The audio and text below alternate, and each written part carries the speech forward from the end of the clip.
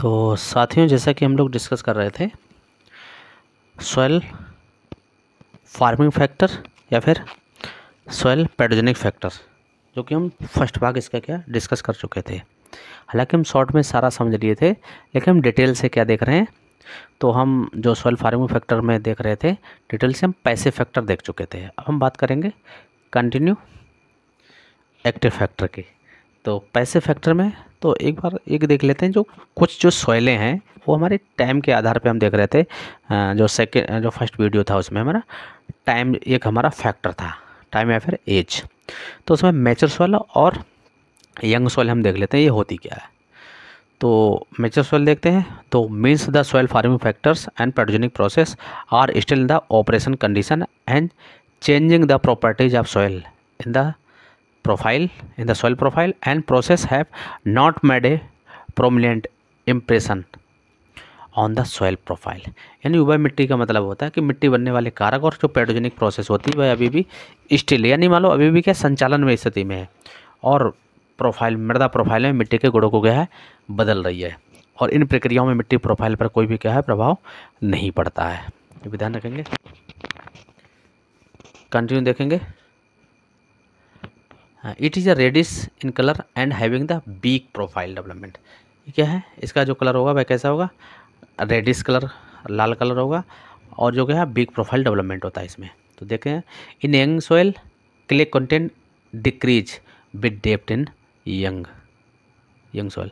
ध्यान रखेंगे, जो यंग सोइल क्या होती है, इसमें जो क्ले कंटेंट के जो जैसे जैसे हम गहराई की तरफ बढ़ेंगे वैसे वैसे क्या है घटता जाता है विद द डेप्थ के साथ। इसको आप ध्यान रखेंगे। कंटिन्यू देखते हैं। In young soil clay from primary minerals is still the being the form. यानी जो प्राथमिक खनिज होते हैं, जो मिट्टी बनती है भाई वे क्या है इसमें कंटिन्यू क्या है अभी भी बन रही है या फिर क्या है बनती रहती है। ध्यान रखिए किसमें, यंग सॉइल में, जबकि मैच्योर सॉइल में इसका जस्ट अपोजिट है। तो देख लेते हैं, मैच्योर बोले परफेक्ट सॉइल। तो देख लेते हैं इसमें, the represent the Horizons differentiation in is clear and distinct and have the soil having the good depth. यानी जो इसमें जो रिप्रेजेंट, अगर हम देखें रिप्रेजेंट की बात करते हैं, जो संस्तर होते हैं या जो होराइजन्स होते हैं वह क्या है वो हमारे क्लियर दिखाई देते हैं, है ना। और ये क्या है जो होराइजन्स वो क्या है मोस्टली प्रतिनिधित्व करते हैं, स्पष्ट और विशिष्ट होते हैं। और ये हमारी गुड डेप्थ इन, इसमें क्या अच्छी ये गहराई होती है। तो कंटिन्यू देखते हैं। और ये हमारी ओल्ड सॉइल होती है, कैसी होती है पुरानी मिट्टी होती है। अगर हम देखेंगे तो जो प्राथमिक जो खनिज होते हैं इसमें the equilibrium the primary minerals भाई क्या होते हैं एक संतुलित मात्रा में होते हैं, और clay content increase with depth in mature soil. यानी जैसे जैसे क्ले की कंटेंट बढ़ता जाएगा, जैसे जैसे कि हम डेप्थ की तरफ क्या है बढ़ते जाएंगे, किस में, इन द मैच्योर सॉइल में। तो ध्यान रखिएगा, एक बार क्वेश्चन पूछ लिया गया था इससे, तो आप ये सब लोग ध्यान रखेंगे। तो कंटिन्यू हम देखते हैं एक्टिव फार्मिंग फैक्टर या फिर बोले तो सक्रिय मृदा निर्माणकारी कारक। तो कौन कौन से होते हैं तो उनकी बात कर लेते हैं। तो देख लेते हैं। तो एक्टिव फैक्टर मोस्टली दो होते हैं, कौन कौन से, एक पहला हमारा क्लाइमेट होता है, दूसरा हमारा बायोस्फीयर होता है। तो एक एक की हम बात करेंगे। क्लाइमेट और बायोस्फीयर बोले तो क्लाइमेट बोले जलवायु, बायोस्फीयर बोले तो जीवमंडल। अब कंटिन्यू देखते हैं। तो पहला हमारा क्लाइमेट। तो क्लाइमेट को इसको हम अच्छे से देखते हैं। तो climate is the perhaps the most the influential of the 5 factors acting on the parent material because it determine the nature and intensity of the weathering that occurs over the large geographical areas. यानी जो climate होता है भाई, अगर हम जो हमारे कितने फैक्टर थे 5 फैक्टर, उनमें अगर देखें तो सबसे महत्वपूर्ण प्रभावशाली कारक होता है, क्योंकि अब क्लाइमेट क्या होता है, यह हमारा क्या है एक जो बड़े भौगोलिक जो एरिया होती है या फिर जो जूलॉजिकल एरिया में क्या मौसम में जो होने वाला परिवर्तन होता है उसको क्या कहते हैं हम, क्लाइमेट कहते हैं। तो आप ध्यान रखेंगे। कंटिन्यू देखते हैं। The principal climatic variable influencing the soil formation are effective precipitation and temperature. यानी जो मिट्टी के निर्माण को प्रभावित करने का वाला कारकों में अगर क्लाइमेट के अंतर्गत अगर हम कोई वो देखेंगे तो सबसे प्रभावी जो कौन सा होता है वह वर्षा होता है और दूसरे स्थान पे टेम्परेचर होता है। जो तो both the with effect the rate of chemical physical and biological process, जो कि रासायनिक भौतिक और जैविक प्रक्रियाओं की दरों को क्या है प्रभावित करती। कौन? वर्षा और तापमान, ध्यान रखेंगे आप। तो कंटिन्यू हम इसी की बात करेंगे। तो इसमें पहला जो क्लाइमेट में वह प्रेसिपिटेशन और पहला है प्रेसिपिटेशन, दूसरा है टेम्परेचर। प्रेसिपिटेशन बोले तो वर्षा। तो कंटिन्यू देखते हैं वर्षा को। तो प्रेसिपिटेशन या फिर rainfall, rainfall is a more the significant climate, ध्यान रखिएगा, more significant climatic to determine the nature of the soil. यानी वर्षा सबसे अधिक महत्वपूर्ण है। किसमें निर्धारण ये करती है? डिटरमाइन, मिट्टी की प्रकृति को निर्धारण करने के लिए जलवायु का सबसे महत्वपूर्ण कारक कौन? वर्षा, ध्यान रखेंगे। कंटिन्यू देखते हैं। The greater the depth of water penetration the greater depth of weathering of soil and development.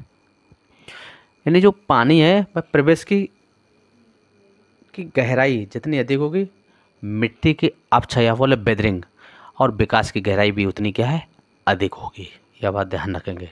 Continue देख लेंगे। The परकुलेटिंग water stimulate the weathering reaction and help of differentiation the soil horizon. यानी जो रिश्ता हुआ पानी जो परकुलेटिंग वाटर होता है वह मोस्टली जो वेदरिंग होती है उसके संबंधी जो प्रतिक्रियाएं होती है उसको क्या उत्तेजित कर देता है, बढ़ा देता है। एंड मिट्टी के जो होराइजन्स होते हैं, संस्तर होते हैं, उनको क्या अलग करने में भी क्या है ये मदद करता है। तो कंटिन्यू देखेंगे। For the example of arid climate, arid climate में कौन सी शुष्क या फिर एरिड बोले तो शुष्क जलवायु में कौन सी मिट्टी का निर्माण होता है? मोस्टली लवणीय मिट्टी का है। Formation of the saline soil, saline soil का क्या है निर्माण होता है। तो कंटिन्यू देखेंगे। कोल्ड एंड ह्यूमिड क्लाइमेट, इसमें अगर देखेंगे ठंडी और अर्धशुष्क जलवायु में, तो इसमें क्या है पोर्टजोल सॉइल का, फॉर्मेशन ऑफ पोर्टजोलिक सॉइल का क्या है निर्माण होता है। कंटिन्यू देखेंगे।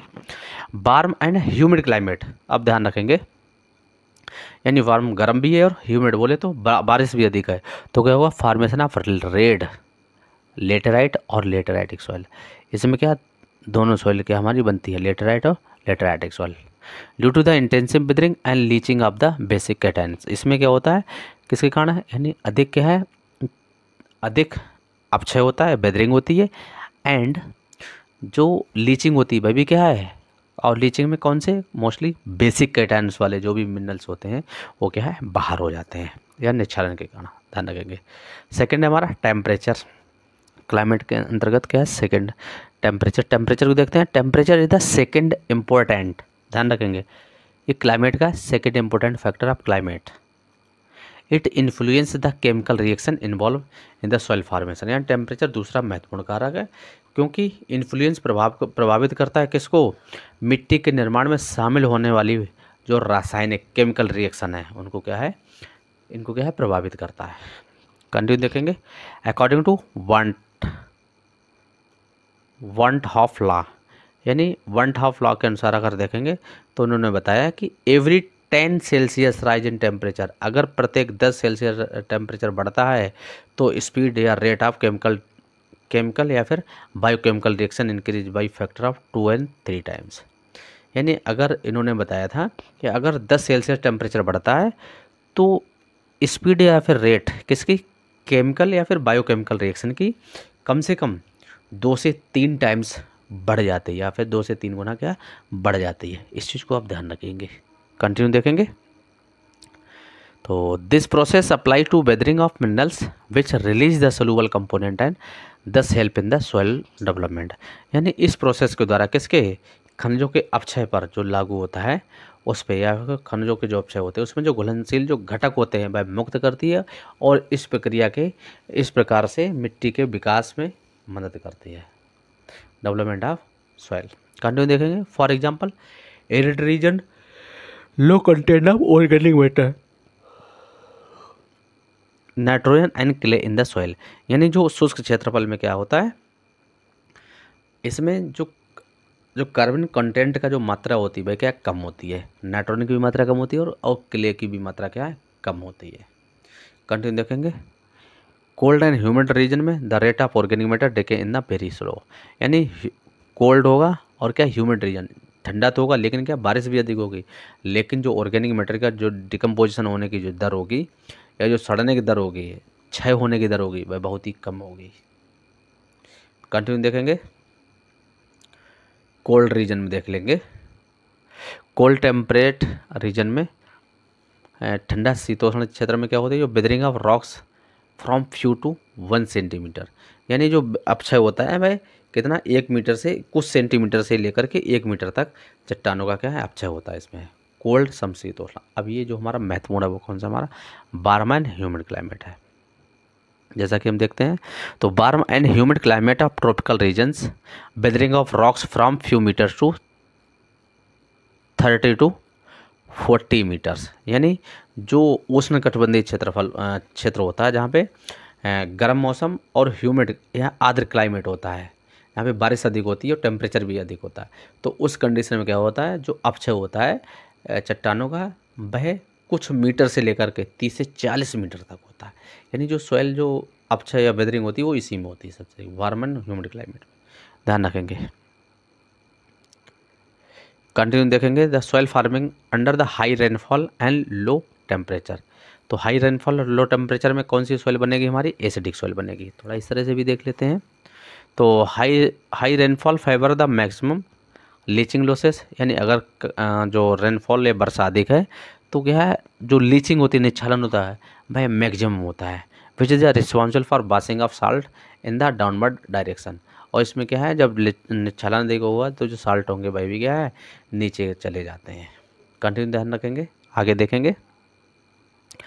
Low temperature restricted upward movement है, यानी जब कम टेम्परेचर कम होगा तो बाष्पीकरण की जो दर होगी वह भी क्या होगी, कम होगी। जब कम होगी तो क्या है, तो जो साल्ट होते हैं वह क्या ऊपर की तरफ कम मूव करेंगे थ्रू द इवोपरेशन, इससे क्या है कम मूव करेंगे, और इससे जो नमक के जो ऊपर आने की गति या साल्ट के ऊपर आने की गति वह क्या कम होती है।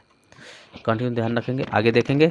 दो under such condition the irrespective of the parent material it may be alkaline and acidic और न्यूट्रल। ऐसी परिस्थिति में जो मूल सामग्री की परवाह किए बिना ये क्षारीय अम्लीय और तटस्थ हो सकता है।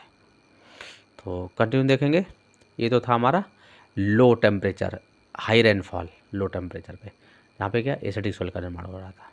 अब कंटिन्यू देखेंगे, जहाँ पे हाई टेम्परेचर है, low temperature, high temperature and low rainfall, इसमें क्या बेसिक सॉइल का निर्माण या फिर होता है। तो इसमें देखेंगे high temperature favour for maximum upward movement.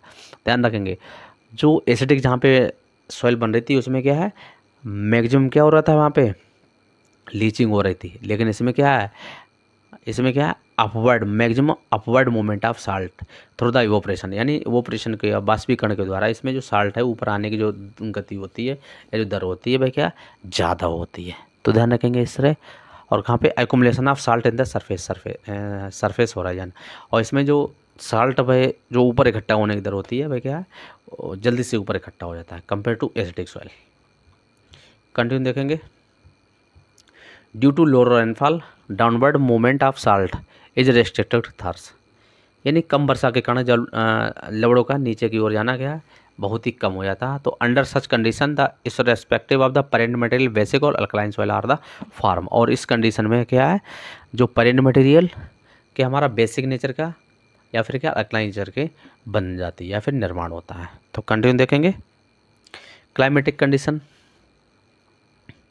एक बार देख लेंगे। तो देखते हैं इसमें क्या डायनोमॉर्फिक सॉइल। तो डायनोमॉर्फिक सॉइल क्या होती है इसको देख लेते हैं। तो when the climatic condition playing role in the soil formation and affect the parent material has been the subdivided by the climatic condition and soil are form are called as ectodynamic condition, यानी जो इसमें क्या जो mostly जो parent material जो भी हमारा प्रभावित होता है वह मोस्टली किसके द्वारा होता है, पेरेंट क्लाइमेटिक कंडीशन के द्वारा। इसको आप ध्यान रखेंगे। जैसे बेसाल्ट बनती है, बेसाल्ट कहाँ पे बनती है, जहाँ पे हाई टेम्परेचर है, कन्वर्ट किस में हो जाता है, लेटेराइट सॉइल में। जो बेसाल्ट हमारा किस में कन्वर्ट हो जाता है, हाई टेम्परेचर होता है और वहाँ पे कन्वर्ट हो जाता है किस में, इनटू द लेटेराइट सॉइल में। ध्यान रखेंगे इस चीज़ को आप। तो कंटिन्यू देखेंगे लेटेराइट कैसे कैसे होता है। तो जो लेटेराइट होता है वह बेसाल्ट से बनता है, हाई रेनफॉल होती है, लेटेराइटिक सॉइल बनती है और फिर बाद में हमारा टेम्परेचर भी अधिक होता है और इसमें लेटराइजेशन प्रोसेस होती है, जिससे कि हमारा लेटेराइटिक क्या सॉइल का निर्माण हो जाता है।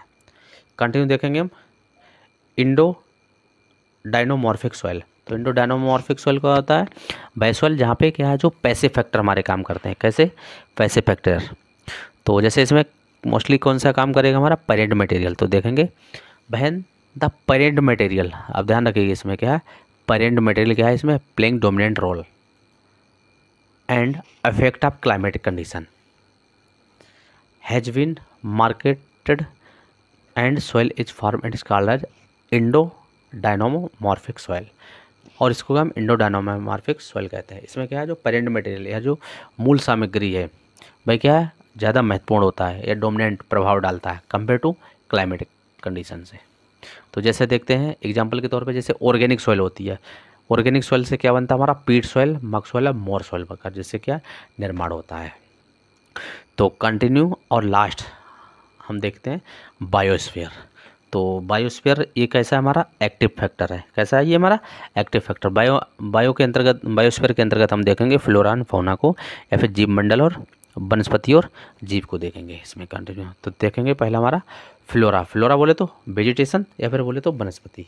तो अब इसको हम देखते हैं कंटिन्यू। तो vegetation is the different types like forest tree.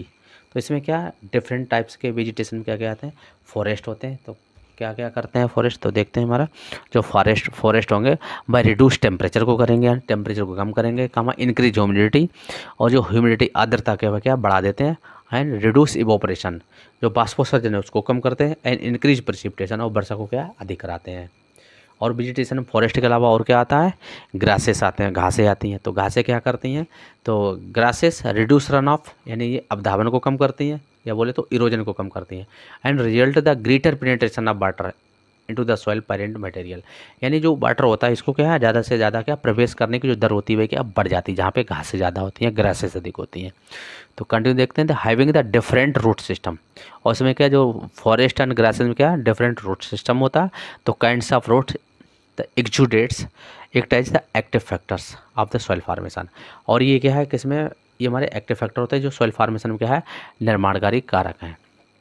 तो कंटिन्यू देखते हैं इसमें the vegetation particularly grasses reduce the losses of water and increase the water content which also the influence of the soil formation. और ये continue क्या है जो soil formation है इसको क्या है ये क्या है प्रभावित करते हैं। कंटिन्यू देखेंगे तो which constitute the second component of the soil solid. ये क्या है सेकेंड कंपोनेंट है किसका, सॉइल सॉलिड। दूसरा घटक है क्या है ऑर्गेनिक मैटर, खासकर दूसरा घटक है। It is a source of food for the organic soil organisms and is one of the most important indicator of the soil health. जो ऑर्गेनिक मैटर कैसा है हमारा सेकेंड कंपोनेंट है सॉइल सॉलिड का, और ये क्या है किसका सोर्स है, ये जो सूक्ष्म जीव मिट्टी में जो पाए जाते हैं उनका क्या है ये भोजन का काम करता है, और ये हमारा मोस्ट क्या है ये सबसे महत्वपूर्ण मृदा स्वास्थ्य का संकेतक है। ये क्या है ऑर्गेनिक मैटर। कंटिन्यू देखेंगे decomposition of organic matter produce the soluble organic acid which help in the break down of the primary minerals present in the parent rock resulting in the release of essential plant nutrients. यानी जो कार्बनिक पदार्थ होते हैं भाई क्या है decomposition होने के समय यानी अपघटन से क्या है जो घुलनशील कार्बनिक अम्ल उत्पन्न होते हैं, जो कि क्या हमारे है जो हमारे जो मटेरियल्स होता है जो पेरेंट या जो मूल चट्टान होती है उसमें मौजूद खनिजों के टूटने में क्या है मदद करते हैं, जिसके परिणाम स्वरूप क्या जो आवश्यक पोषक तत्व होते हैं वो क्या है निकलते हैं, जो कि हमारे प्लांट क्या है अपने ग्रोथ एंड डेवलपमेंट के लिए ले लेते हैं, और फाइनली इसके जिससे हमको क्या प्राप्त होती है यील्ड प्राप्त होती है।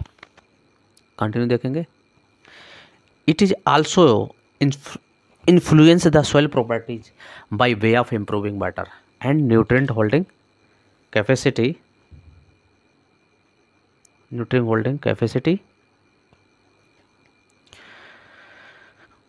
colloidal properties of soil and reducing the tendency of crust formation and soil erosion by the wind and water। यानी ये क्या है जो पानी पोषक तत्व की जो क्षमता होती है भाई क्या है बढ़ जाती है, और कोलाइडल के गुणों में भी क्या है सुधार करती है, और इसमें जो मिट्टी के कटाव की प्रवृत्ति है उसको भी कम करता है, और कुल मिला के ये हमारा जो है जो जो सॉइल जो ऑर्गेनिक मैटर है भाई, इसको क्या है सब चीज़ें बढ़ा देता है। ऑर्गेनिक चाहे न्यूट्रिएंट होल्डिंग कैपेसिटी की बात हुई, चाहे इंप्रूविंग ऑफ बैटर की बात हुई, चाहे कोलेटरल प्रॉपर्टी की बात हुई, चाहे रिड्यूसिंग टेंडेंसी की बात हुई, या फिर चाहे क्रस्ट के फॉर्मेशन को क्या है ये नहीं बनने देता है। कंटिन्यू देखेंगे ऑर्गेनिक मैटर का। तो the organic matter content of the soil is also taken into the consideration for the determination of different diagnostic soil horizon. यानी ये क्या है विभिन्न जो जो हमारे डायग्नोस्टिक होराइजन्स होते हैं, उनके जो होराइजन्स होते हैं उनके निर्धारण के लिए मिट्टी की कार्बनिक सामग्री को भी क्या है ध्यान में रखते हैं, या फिर कंसीडरेशन करते हैं। तो इसको ध्यान रखिएगा। तो जो बायोस्फीयर का पहला हमारा था फ्लोरा, दूसरा फैक्टर हमारा फौना, बोले तो सूक्ष्म जीव, जो कि बहुत महत्वपूर्ण है। तो देखते हैं हम सूक्ष्म जीव को। तो सच है मैक्रो, अब यहाँ पे क्या है इसको जो फौना है ये दो भागों में, एक मैक्रो है एक हमारा माइक्रो है। तो मैक्रो फौना हम देखते हैं, या फिर मैक्रो जो हमारे सूक्ष्म ऑर्गेनिजम्स हैं उनको देखते हैं, सच एज द रोडेंट, जैसे चूहे हो गए, मोल्स हो गए, स्नेल्स हो गए, अर्थवर्म्स हो गए, टर्माइट हो गए, मिलीपेड्स हो गए, centipede, and to their the burrowing habits when they are present in the large number.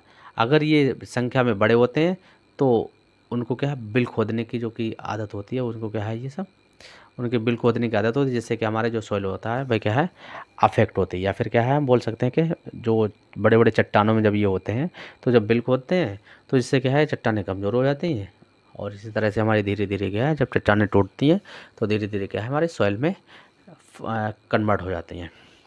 Continue देखते हैं। They also contribute to biomass of the soil, और ये मिट्टी में बायोमास का भी योगदान क्या है देते हैं। तो कंटिन्यू देखते हैं। हाँ, the ants, termites and rodents carry the material from lower depth upward and even to the surface. यानी जो चींटियाँ दीमक क्रंत सामग्री को क्या नीचे गहराई से ऊपर की ओर ले आते हैं और यहाँ तक कि सतह तक ले आते हैं। कंटिन्यू देखते हैं। The soil constant the mixing with in the soil profile the nullify the organic colloids and the clay movement the downward. और ये क्या करते हैं मिट्टी की जो सॉइल प्रोफाइल होती है, सॉइल प्रोफाइल, तो वो क्या है उसके भीतर इस तरह से निरंतर क्या है ये मिश्रण का कार्य करते हैं, जो कि जिसमें क्या है कार्बनिक कोलैट्स और मिट्टी की जो होने वाली गति है उसको क्या है एक तरह से क्या हल्की हल्की थोड़ी कम कर देते हैं। तो कंटिन्यू ध्यान रखेंगे इस चीज़ को। देखते हैं कंटिन्यू फैक्ट इसका।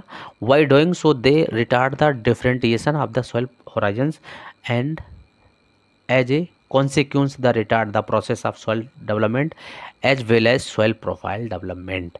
यानी ऐसा करने से जो मिट्टी के होराइजन्स होते हैं उनको क्या है विभेदन करने में ये धीरा यानी स्लो कर देते हैं, जिससे क्या होगा परिणाम स्वरूप मिट्टी के विकास की प्रक्रिया के साथ मिट्टी के प्रोफाइल विकास को भी क्या है ये धीरा कर देते हैं। कौन हमारा मैक्रो फौना थे ओ। कंटिन्यू देखते हैं। अब हम बात कर लेते हैं माइक्रो ऑर्गेनिजम्स, या फिर बोले तो micro fauna.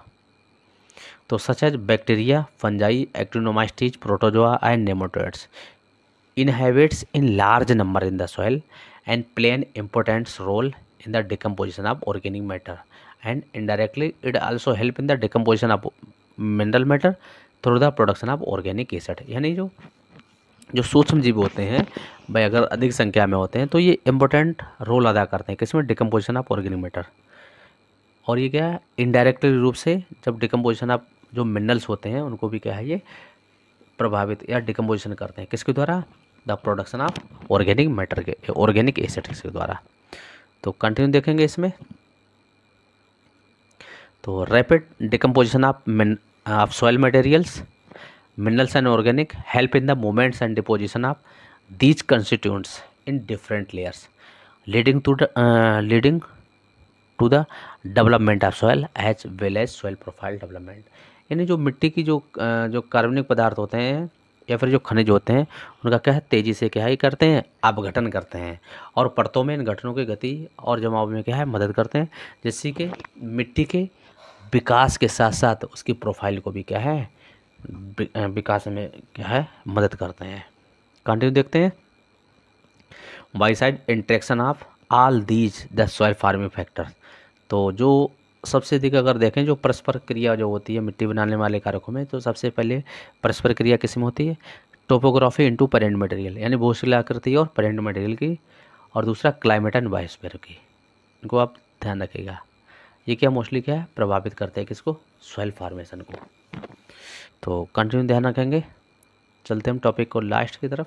The activity of the living plants and animals and the decomposition of their organic waste and residue have the profound the influence on the soil formation, यानी जो जीवित पौधे जानवरों की गतिविधि होती है, उनके जो जैविक कचरे होते हैं, ऑर्गेनिक वेस्टेज होते हैं और अवशेष के अपघटन को क्या है, ये बढ़ावा देती है, जिससे क्या है सॉइल निर्माण, सॉइल फॉर्मेशन में क्या है, विकास होता है।